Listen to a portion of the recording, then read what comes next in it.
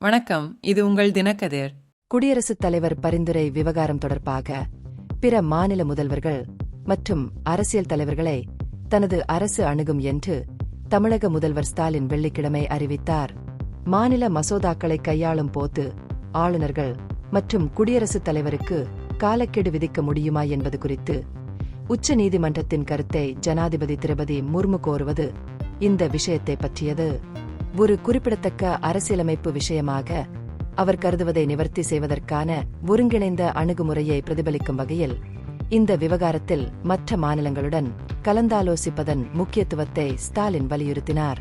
தனது 5 நாள் பயணத்தை முடிப்பதற்கு முன் நீலகிரியில் செய்தியாளர்களிடம் பேசிய ஸ்டாலின் மத்திய அரசை சர்வாதிகார அணுகுமுறை என்று விமர்சித்தார். மத்திய அரசு கூட்டாட்சி விஷயங்களை கையாள்வது கவலைகளை எழுப்பியுள்ளது. குறிப்பாக மாநில சட்டங்களை அங்கீகரிப்பதில் ஏற்படும் தாமதங்கள் குறித்து அவர் வலியுறுத்தினார்.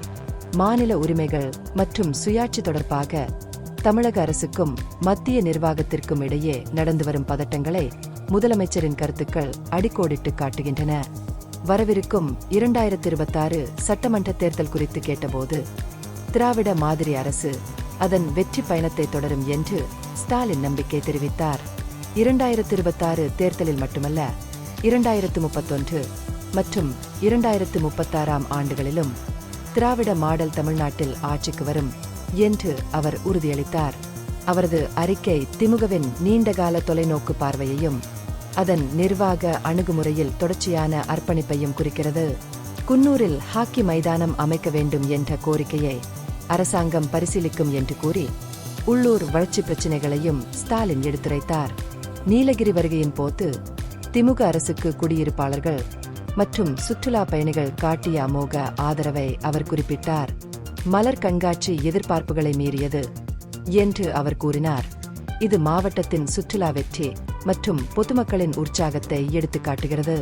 தனிப்பட்ட ஈடுபாட்டின் வெளிப்பாடாக ஊட்டிமேட்டுப்பாளையம் சாலையில் தனது வாகன தொடரணியை நிறுத்தி ஒரு மாற்றுத்திறனாளியிடமிருந்து குறை தீர்க்கும் மனுவை பெற்றார். இந்திய தேசிய கூட்டணி பலவீனமாக உள்ளது என்ற காங்கிரஸ் தலைவர் ப. சிதம்பரம் கருத்துக்கு பதிலளித்த ஸ்டாலின் அது அவரது கருத்து என்று கூறினார். இது ஒரு ராஜதந்திர நிலைப்பாட்டை பேணுகையில் அரசியல் மதிப்பீடுகளில் வேறுபாட்டை குறிக்கிறது. இந்த பகுப்பாய்வு நுண்ணறிவுள்ளதாக கண்டால் முக்கியமான அரசியல் முன்னேற்றங்கள் குறித்த கூடுதல் புதுப்பிப்புகளுக்கு லைக் செய்யவும், ஷேர் செய்யவும், சப்ஸ்கிரைப் செய்யவும். இது உங்கள் தினக்கதிர். நன்றி.